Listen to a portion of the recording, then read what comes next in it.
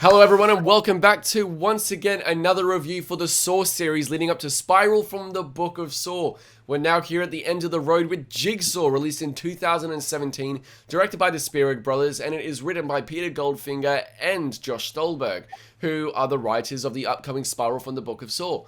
Today I am joined by a good buddy of mine who I've wanted to have on the channel for a very long time. He's had me on the channel before, years ago, before Infinity War came out with Thor: The Dark World.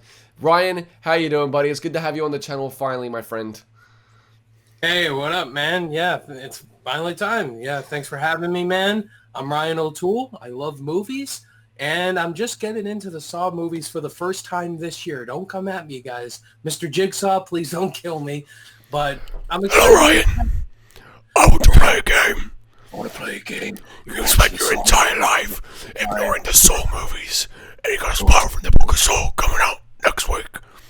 Will you watch all the Saw movies in preparation? Live or die. Make a choice. It's yours. Anyway, yeah, so I'm watching the Saw movie for the first time. And yeah, I'm ready to talk Jigsaw. Awesome, man. Awesome. It's finally time to have you on the channel. We've been wanting to do this for how long now? About a year and a half. I remember you invited me for this last year. I don't know which one.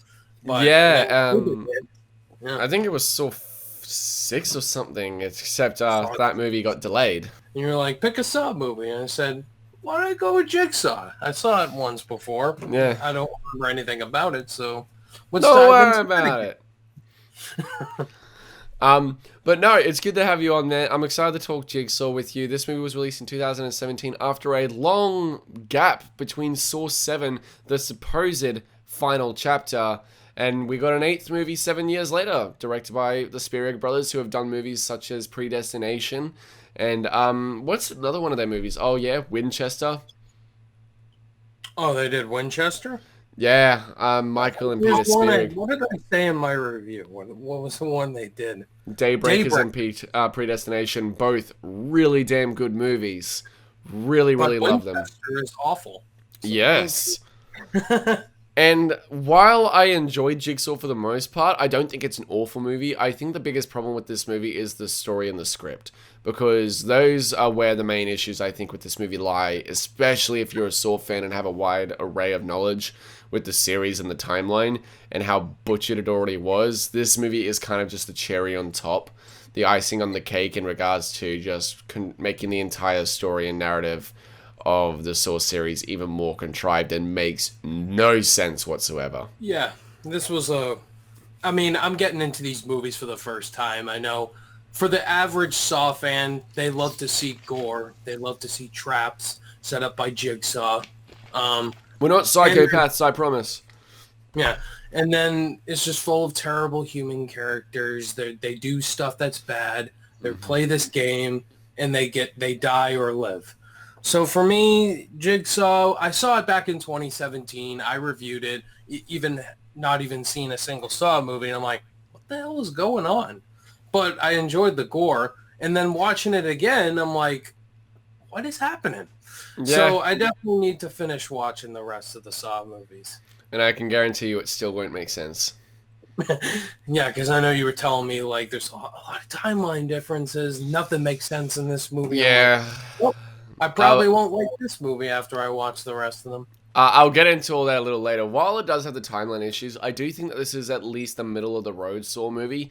Like, in regards to my ranking, I posted on Twitter yesterday. This set up my number 4 out of 8 spot, because I think movies like Saw 4 and 3 are movies that became too big for their bridges and tried to be way too ambitious.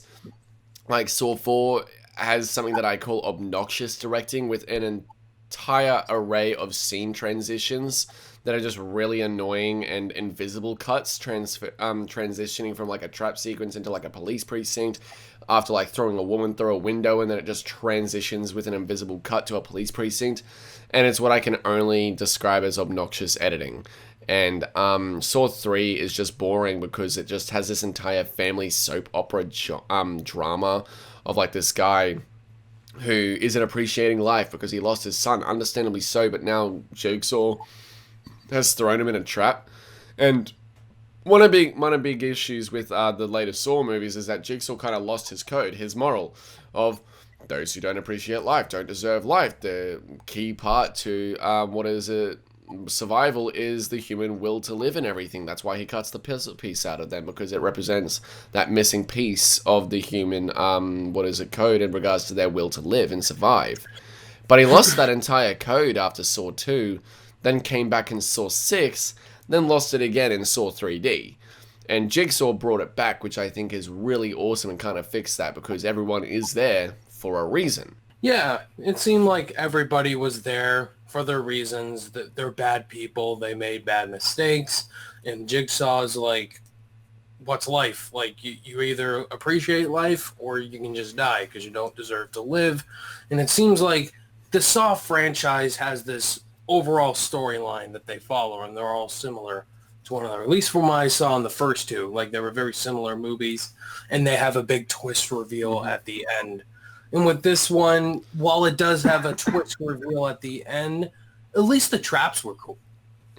And the twist ending is still stupid. I really hate the twist. I remember this movie had a twist ending. I'm like, what's the twist ending again? And I'm like, oh yeah, that's really stupid. I remember when I saw it in theaters back in 2017 at an early screening with a few buddies of mine.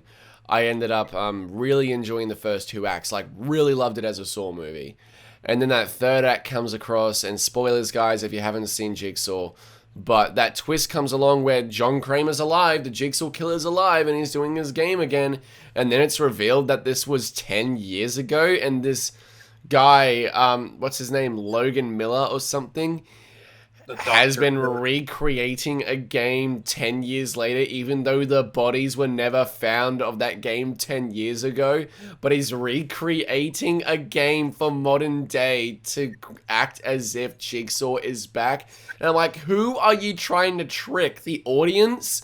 It doesn't make any fucking sense because the bodies were never found. It makes no sense. I'm like, what is happening here? And considering you were Buckethead, who we saw supposedly die off camera at the beginning, why did you have someone in your position die in the trap when you didn't die yourself in the first place 10 years ago?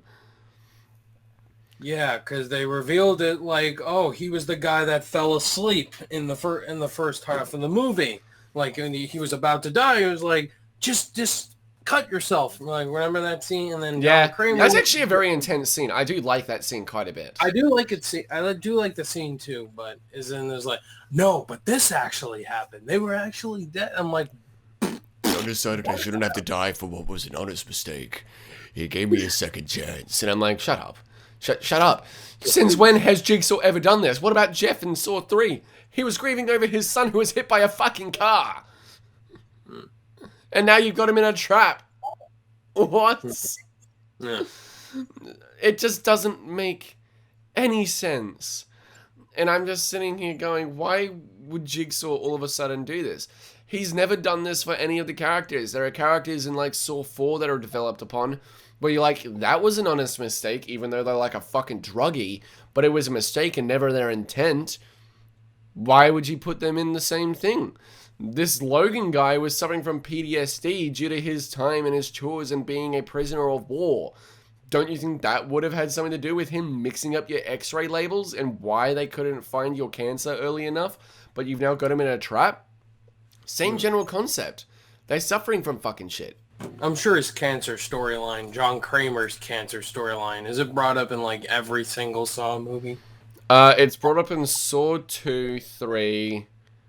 6 and I think 5 briefly. Pretty good amount, yeah. But like, that's not even his main motive to become Jigsaw, by the way. Even though in Saw 2 they set that up because he throws himself off a cliff in his car and he faced life and found that, you know, human will to live and was like that human will to live, that missing piece of the human puzzle and everything, and that's why he started doing his bidding. They need to save themselves. Alright. But in Saw 4, that motive has changed completely. I'm not even joking. It's changed to something else, and I'm like, wow, okay. Well, I'm looking forward to seeing that. Saw 4 is a mess, man. I really don't like Saw 4. But You know, Jigsaw's just one of those movies that is very frustrating because even though the acting I don't think is all that great either, I think that's fine. I think the acting for the most part is fine. I think the girl who plays Anna is actually really good in the movie. And I actually think the characters for the most part are really smart. Like, when they're got the chain around their neck at the beginning of the movie and the wheel's still pulling them in, how Anna goes to wrap the chain around the big fence. I mean, not the fence, sorry, the big pole is really awesome because she has the right idea of restricting the movement so the chain can't move anymore. But she doesn't spin it around enough, so therefore she still gets pulled and cut by the razor wire. Yeah, I think for the most part the acting's fine, like you said. I think the highlight was for sure the traps, especially the scene when they're stuck in the The grain silo. the silo. Yeah, that was probably the favorite scene. Then all the knives come down, and they're like, Ryan, what's his name? Ryan or something? Like, Ryan, pull the lever! Pull the lever, Ryan! He's like, no, fuck you! You pull the lever! No, fuck you! Ah! I actually think the people who play Anna and Ryan do a fairly good job. They have a really good sense of being able to act like they're constantly in pain and agony the entire film, which I really like. Yeah, especially you have these lead characters, they have no idea where they're at, and then the Jigsaw killer comes on screen, like, I'm giving you an opportunity. I want to play a game. And then... Here's your key and then by the...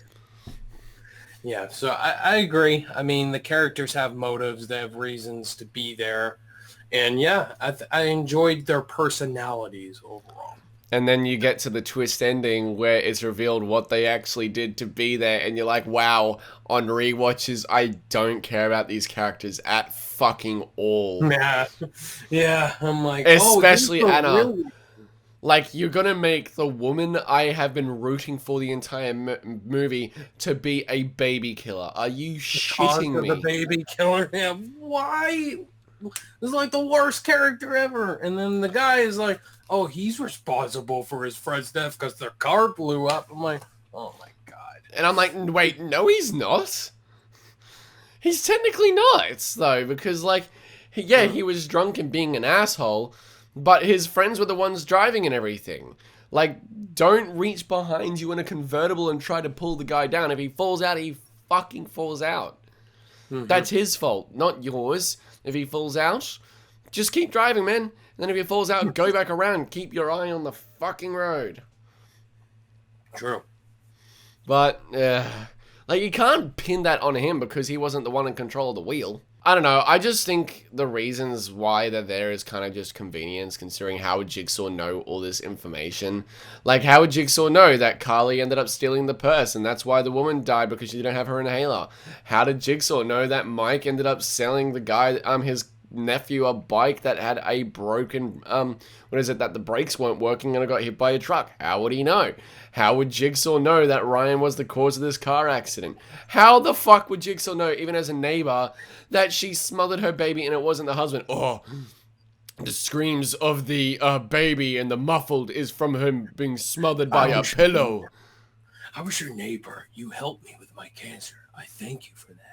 But you're the... I'm like, what? What is happening here? It makes no sense. And everything in this movie is left to convenience, and I hate it. Like, it's left to convenience that all of a sudden, you know, Ryan steps on the plank and then he falls through and his leg gets tied up. It's to convenience that when Mike picks up the tape, he's in the exact spot where the rope was to haul him up by his leg. It is... And the flat screen TVs. This happened 10 years ago. Yeah! Well, there's a fucking flat screen TV in there. When in the first... Like, what? When in the first movie, which this movie takes place before the events of Saw 1, in Saw 1 you can see Dr. Gordon using a pager. Yeah. Yeah, like you said, the timeline, what the fuck? Nothing makes sense.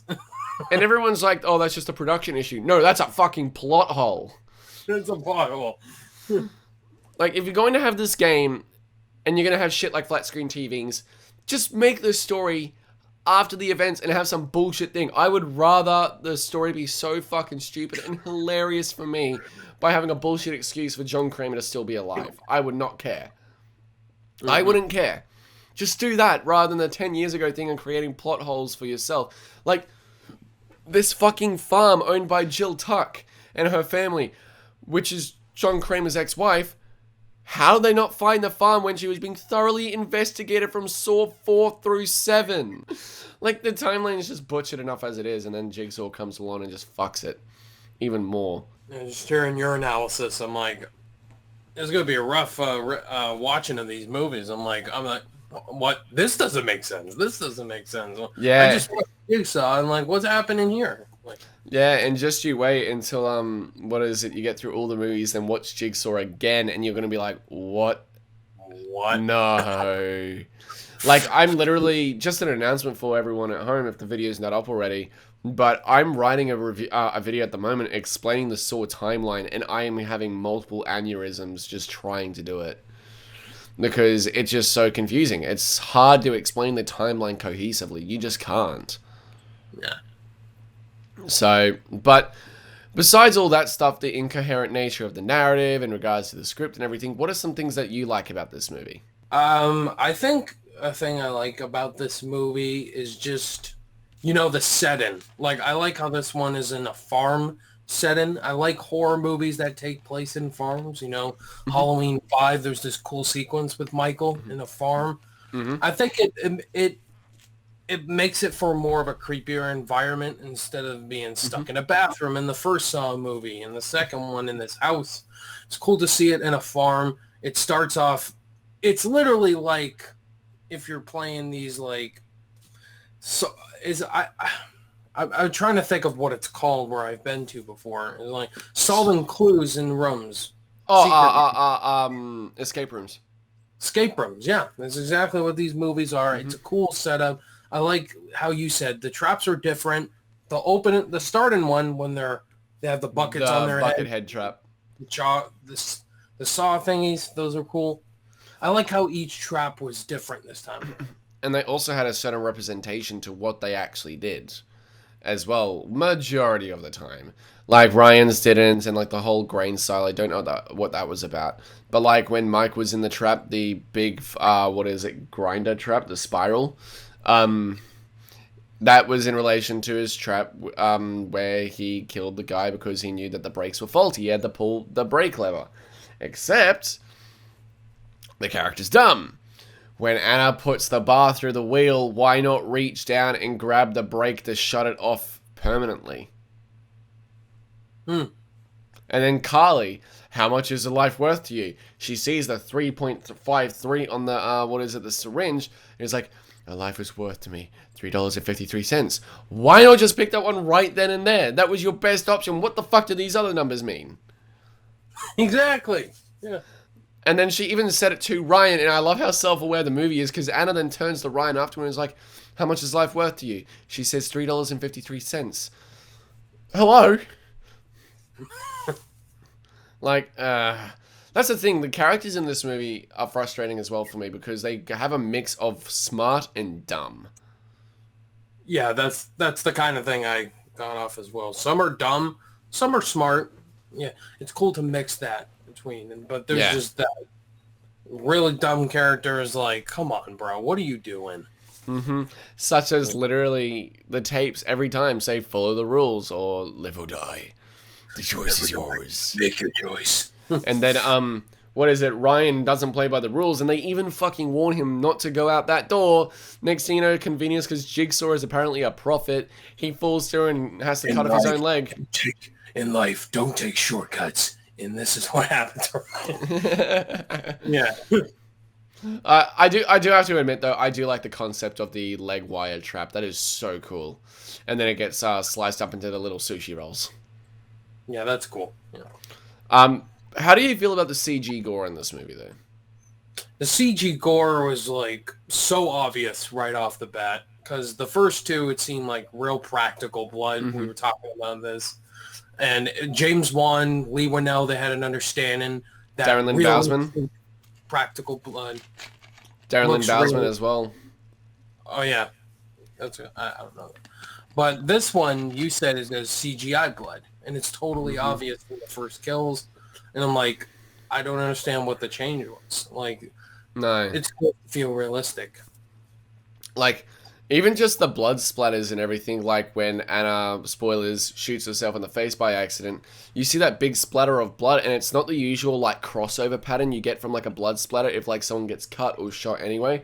Because if you've ever looked closely at VFX stuff, usually it's, like, a pattern of, like, the X-blood sort of splatter and everything, like the X-splatter sort of, pattern. But in this, it's just a big burst of, like, big puffy blood, and I'm like, oh, okay. So, huh? I feel like I'm watching Wrong Turn 4 all over again. And, what is it? Even like Ryan getting his leg cut up, while the shot is really nice, it's just not as good as like seeing the practical nature of these shots. And I just think, like, I watch the behind the scenes of all the Saw movies because I love seeing how they do the traps on set. And seeing the, I won't spoil it, there's a particular trap in one of the movies where a character has something happen to them, but they built a practical arm for him. And when his arm breaks, it actually is a prosthetic porcelain arm that actually has a bone pop out. And everything, like, practically. And I'm like, that is really cool. So you went from that to, you know, CG sushi leg. And it's just very obvious seeing the mix of practical to CG for that reason. Yeah, especially if you watch a lot of horror movies, you can tell what's real, what's not. And it's like, come on, you could do more practical blood work, like in this movie. And that's the thing, though. Like with Jigsaw, I don't find myself with nearly as much. I don't think there's as much atmosphere or tension provided because it doesn't feel real. Even in the bad Saw movies, I do feel a little bit of that still due to the incredible practical effects on hand. Aside from Saw 4, but here, it's CG, and I know it's not real. So therefore, it's like, psychologically speaking, we know it's not real, so therefore it's not as terrifying to witness us as the audience. Exactly, yeah. There's those people that know film and don't know film at all. They're just there to see blood and gore. And right off the bat, that's CG. And then this scene, oh, that's real. And so, especially the big spiral blender trap that Mike was put in. Was his name Mike? Yeah, I think it's Mike. Mitch. Oh, Mitch. Yeah. I've been saying Mike this entire time. Oopsies. Yeah. So it's Mitch, yeah. But like, yeah, when he's in there, when he eventually gets, you know, blended, I'm like, wow, that looks really bad. Really bad CG. And like, there are ways they could have done that practical. They could have just built a miniature model and everything, like Peter Jackson would do with the Lord of the Rings movies. Filmed it at roughly around about 240 frames a second, slowed it down a little bit in post, and drop like a miniature inside of like a miniature blender version of that trap and everything and have it be practical. Yeah, like, there are definitely ways, yeah. And I think that would have been more effective because one thing I'm loving about the new Spiral movie, the new Saw movie with Chris Rock and Sam Jackson, is from behind the scenes stuff, we can clearly see that literally every trap and sequence in this movie is meant to be practical. And considering some of the traps we're aware of that are coming in the new movie, I am like, this is going to be a gory fucking film. Like, this is the first Saw movie in Australia to be rated R aside from Saw 6 and 7. I mean, 5 and 7. Every other one, under the R rating. But this one, along with Saw 5 and 7, have got that R rating, which is very rare in Australia. We very rarely get a theatrical release R movie. That's nice. That's nice. So it's good to see Mortal Kombat, then this. Here's hoping that they both do well at the box office. Yeah, they could do very well. This one could do very well. Hopefully it's good. This could be one of the higher earning Saw movies, I believe, due to the fact that people are looking for horror movies at the moment, considering last year had such a slump on them because of the whole pandemic. And this features Samuel L. Jackson and Chris Rock, which are going to get people into the theater anyway. Yeah, 2 stars right there. You can definitely sell in a theater with those names. Yeah, and not only that, in most theaters, it's not even being marketed as Spiral from the Book of Saw. It's just being marketed as Spiral. People will see Spiral and be like, oh, it features Sam Jackson and Chris Rock. I've got to go see what this is all about. Then they realize while they're watching it's a new Saw film. Oh, it's a new Saw film. And I'm excited because I enjoy the Saw movies. But what are some other things that we really like about Jigsaw? Because there are quite a few things to be enjoyed about this. I think one of the things that I think you will notice, apart from the first 2 movies, is the different directing and editing style. It's no longer that very fast, sort of sped up editing, which I don't think is too bad in Saw 1 and 2 because of their really low budgets. I think it works for what they're trying to achieve. But when it comes to the later Saw films, it kind of just does get obnoxious. But this is more of a very warm color palette rather than the really murky green color palette we know from the first two movies. And also the cinematography is much nicer, much smoother, and a lot sharper and crisp. Yeah, I agree totally. You know, this version definitely looks a lot like coming out today, and a lot of different color shots in there. In the first two, like you said, they were more gray, more green, and this one you see a lot of different colors in here.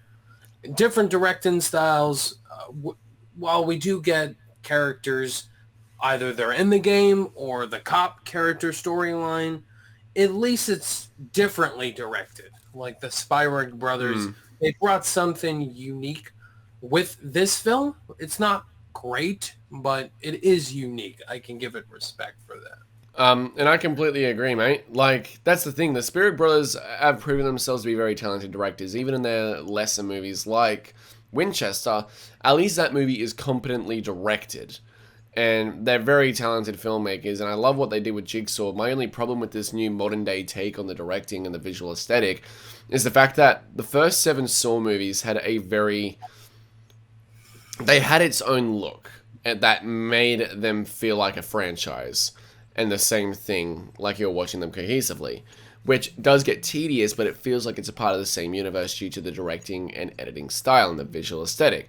Unfortunately, with Jigsaw, if you pop in, like, if you do a marathon from Saw 1 through 7, and then right after you pop in Jigsaw, it kind of feels like a different series of movies due to the different visual aesthetic that it has. You understand what I'm saying with that? It just feels a little bit off-putting a little bit. Yeah, I noticed what you're saying, man. Especially when the 7 movies prior have the exact same visual style. You know, from what I notice. It seems similar, but this one they're trying to do something different with the cinematography. And hopefully Spiral, following on from that, will actually help Jigsaw find its flair in that sense of rewatchability with that new style, because from my knowledge, Spiral's following on in the footsteps of the visual look from Jigsaw, trying to get rid of that early 2000s filmmaking style. Yeah, it seems like that for sure. I think it might just be an issue until such time as we get another movie to help it, like, stand out a little bit. Exactly, man. Aside from all that, what don't you like about this movie besides the whole contrivances, the dialogue, and some of the acting? Rewatchability for me. I'm not a Saw fan like you are, man. This is a horror gore, bloody series that is just not my cup of tea. I get why you love it and other people love it. There's like big passionate Saw fans. Like the first one had a great twist, but characters that are just spatting out bad dialogue, and then there's more. But that's just not rewatchable for me. But yeah, there's just really bad writing in the films I've seen so far, but cool direction and cool kills, but it's just the rewatchability, man. Like, it's just not a franchise for me. And that's completely fair, man. I understand where you're coming from. Like, I think in regards to this first Saw movie, the bad dialogue adds towards the charm of it, so I can kind of forgive it. In regards to Saw 2, I've never actually found the dialogue to be that bad because everyone in this nerve gas house are kind of dicks anyway, and I love the little game going back and forth between Detective Matthews and Jigsaw. I love that interaction whenever he's like... Yeah, Donnie Wahlberg, yeah. Yeah, New Kids on the Block. What, was it New Kids on the Block? Marky Mark and the Funky Bunch? I don't know, or New Kids on the Block. Because I know... I think that Marky Mark and, New Kids on the Block. Boy band with Donnie Wahlberg and what is it, Mark Wahlberg. Mark Wahlberg, yeah. Yeah, because I remember it was mentioned in It back in 2017. Oh, well, I don't remember, but yeah, Donnie Wahlberg in there. Yeah, I like him. I like Mark Wahlberg better, obviously, but yeah, he plays a good impersonation of Mark Wahlberg in The Departed. He plays a good impersonation of his brother. Yes, in The Departed, but not as iconic as Mark Wahlberg in The Departed. No, but I do love the interactions between John Kramer and what is his name? Donnie Wahlberg as Eric Matthews in Saw 2. Like that back and forth. Talk to me, John. I am talking to you. You know the rules. Just sit here and talk with me, and you'll see your son again. Remember the rules. Remember the rules. You can't possibly hurt me more than I already am. I've had cancer. Live up to that name you were told. Aggressive. I suggest you go into that room and see what your problem is. You'll find what you're looking for. I'm dying soon. I just love that interaction though, and I think Tobin Bell is amazing in Saw 2. I like that he's in the movie most of the time, because usually the first one he gets revealed at the end, which is iconic. And this one, is this the one where he's like full on center? He's sitting there with the cops. They have him busted. In Saw 2, yeah. Yeah, I could see why this would be a majority of people's favorite, because you actually see Tobin Bell in presence as John Kramer. And he's amazing as John Kramer. He really is incredible. Because it seems like he carried this whole franchise. Well, if you look at behind-the-scenes interviews with cast members or crew members of the Saw movies, they literally wouldn't even write dialogue for Tobin Bell half the time in the script. They would just say, insert Tobin Bell dialogue here. And he would just have his own dialogue because he's like, that's not what my character would say. This is what he would say. And they're like, oh yeah, that is better. Or he would be the one coming up with the idea of what to do for the traps and change them because they weren't working on set. Yeah, he probably just improvised stuff. Here's what I say. That's not what I say. But in regards to Jigsaw, things that I don't like, obviously that stupid ass twist. I need to get into the twist, yeah. The incoherent nature of the film. Okay, and how it fucks the timeline even more. Let's go. So, it was revealed that Logan Nelson, who is played by Matt Passmore in the movie, really good actor by the way, he is the new Jigsaw apprentice, or he is the new Jigsaw as a whole. He's apparently been helping since before Amanda's trap, because we see him, you know, he's the one who created the reverse bear trap, which is the most iconic trap from the entire series. In saying that, he mentions that he has been helping Jigsaw for 10 years now, but so has Jigsaw been dead for 10 years.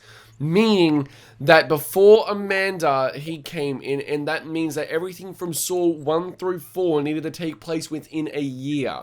A single year, even though Dr. Gordon and Adam are in their trap in the bathroom 5 months after Amanda is in her trap, and after he's interrogated by the police in Saw 1, to then have the police officers and everything interrogate Jigsaw in Saw 2, where later in the bathroom again we see that Adam's body and Dr. Gordon's foot is severely decomposed, to then in Saw 4 revealed that Eric Matthews has been missing for 6 months now. So 5 months plus 6 months plus decomposition. There's no fucking way all this took place within 1 year.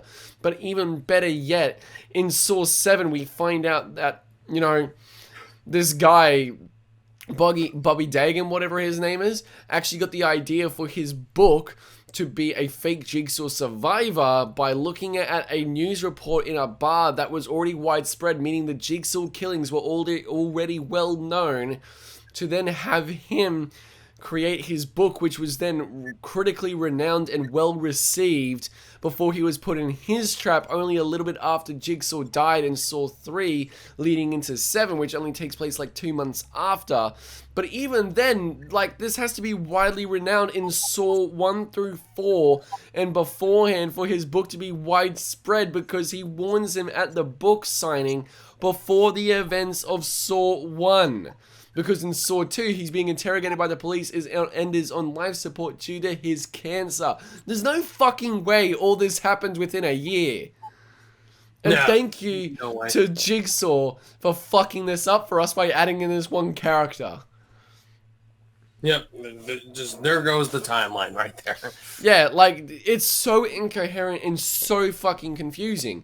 You've then got Saw 6 with William Easton and everything, with Jigsaw trying to get his cancer claim. Alright, but that happens because they didn't find the cancer early enough to then have it treated, for him to then go get special treatment with some new, you know, sort of technology or medicine in Saw 6 to then have his claim rejected. by William Easton, who he warned about the human will to live in Saw 6. But that was after the events of Logan fucking up his, his x-rays in Jigsaw, where he then became the first apprentice. So that happens after the events of Logan creating the bear trap between Saw 1 through 4. Yeah.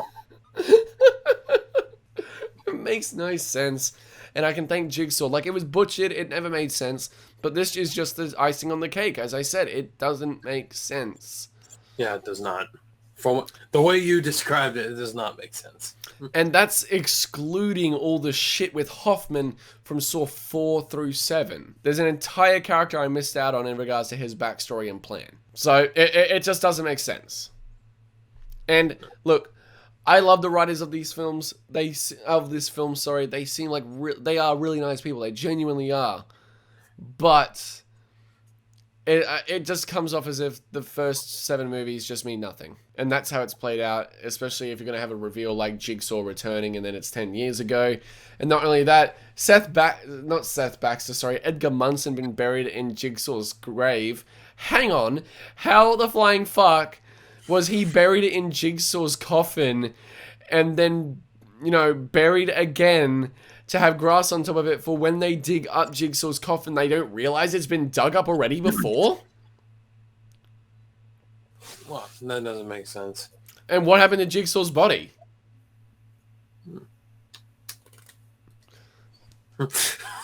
I've been provided with so many questions because nothing makes sense.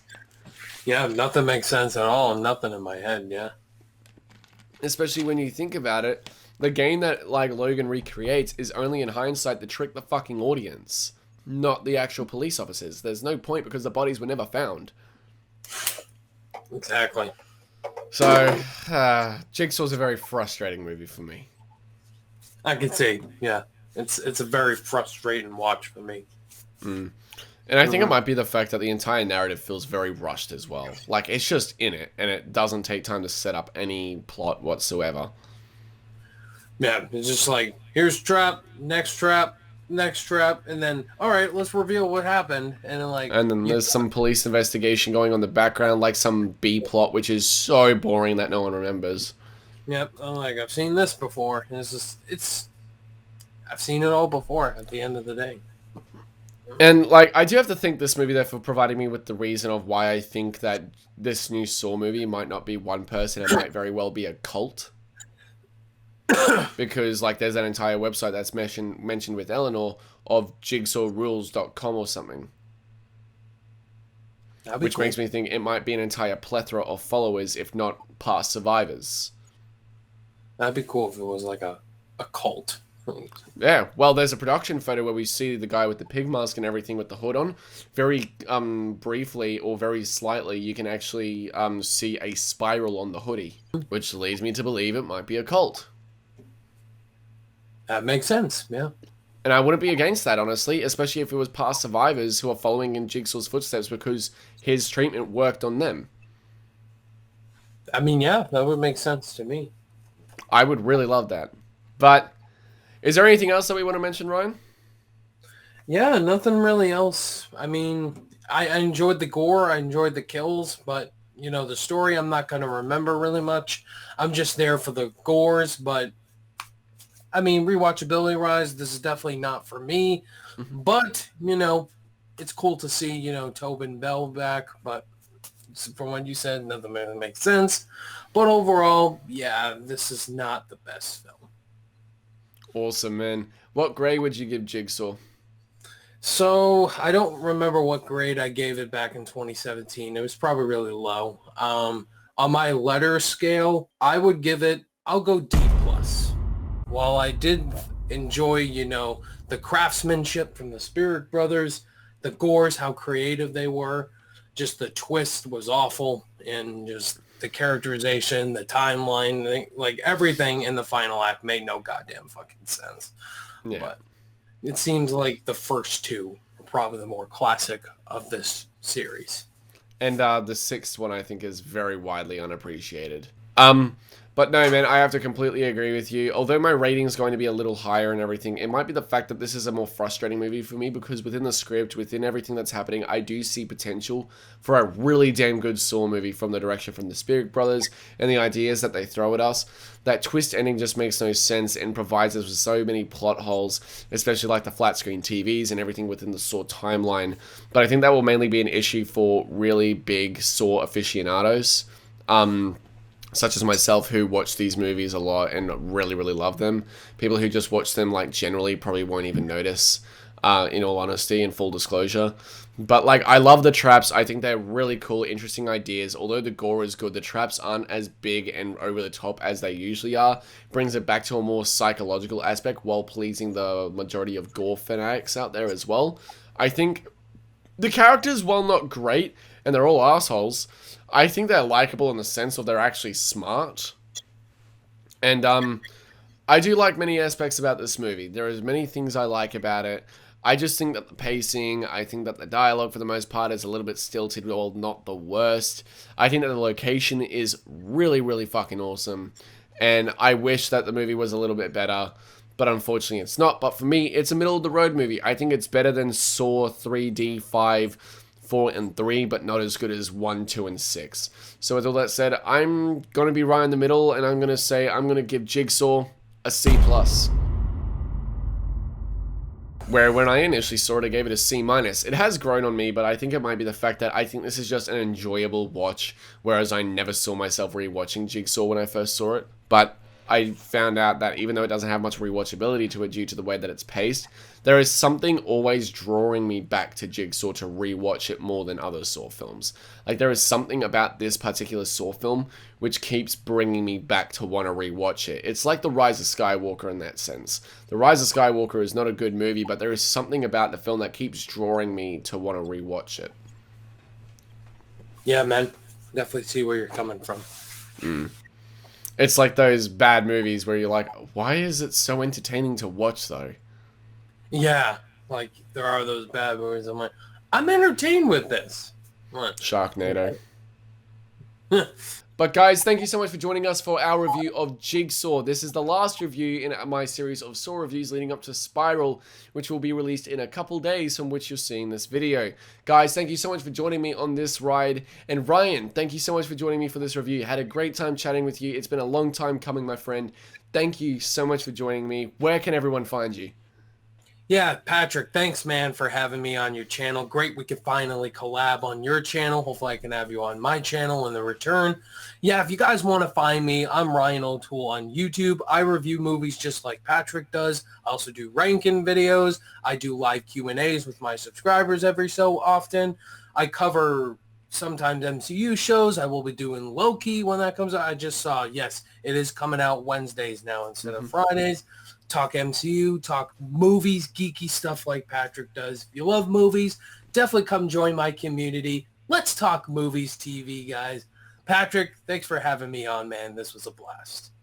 No, man, thank you so much for joining me. It was an absolute pleasure and had so much fun doing it. Everyone, make sure you go over to Ryan's social medias and his channel and make sure you give him all the support in the world. He definitely deserves it. Please go check him out, guys. Give him all the support in the world. But guys, thank you so much for joining us for our review of Jigsaw. Make sure you go check out Ryan's stuff, as well as check out the playlist down below of all the Saw reviews that I have done over the last couple weeks. The last movie we've got to do now comes out this week, and it's Spiral. And as you guys might know, if you've been watching my channel for a while, especially over the last couple weeks, I am a massive Saw fan, and I cannot fucking wait to see Spiral finally. Alright, guys. Thank you so much for joining. Make sure you come check out the Spiral review when that is up. And also, as I said, make sure you click those links down in the description below so that you can go check out Ryan's stuff as well. Thank you all so much for joining, and I'll see you all in the next video. Take care. Bye.